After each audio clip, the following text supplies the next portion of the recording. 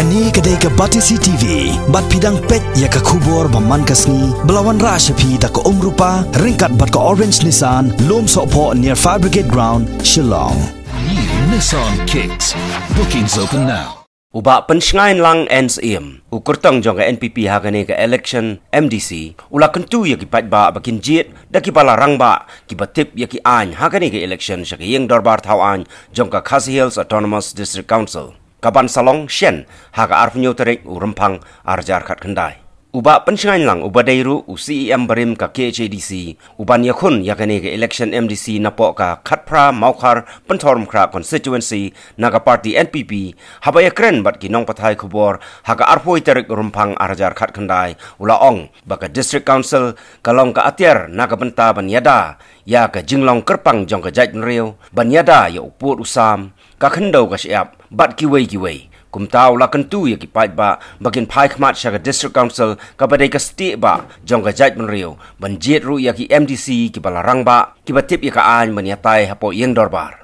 Kamu lagi pai kalan issue ikon ka district council 5 mineral issue ikon ka district council 500 issue land issue ki bahab boundary ber Assam kadi ka district council dorbar shnong issue district councils rangba shnong so on so forth.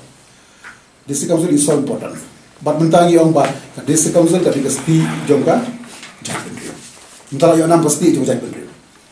Kabamut ngapan dit Jied ikinong mikmat secara nging dorbar jongka Khasi Hills Autonomous Council kepalong ka sti jongka Jied riu.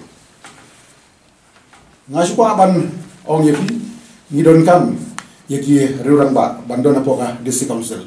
Kenang ba sa simpan ini apan ada kadi ke sti jong. Hoi kawan ka CAV, ni kita buat BAV, haja kau V, kawan mana ka C, ni syalin buat C, ni buat VAV. Jadi, atau kita mau bahang VAV, kata body le, kalau kau akan VAV, dia mangi bara penstep ban pas sekali ka, bil. Kaya ke belajar.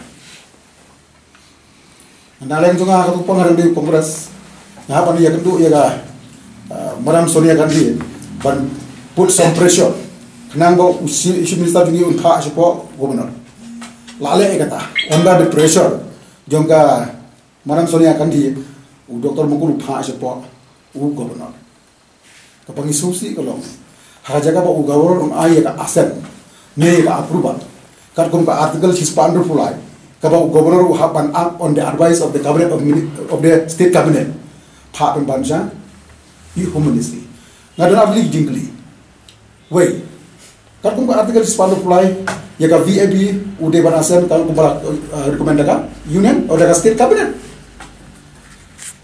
Number 2, under which provision governor hadu por pha sa po ministry mdan provision apo kasik sidel ka bakumota pada kanon anu ka jing bom sai ban pha home ministry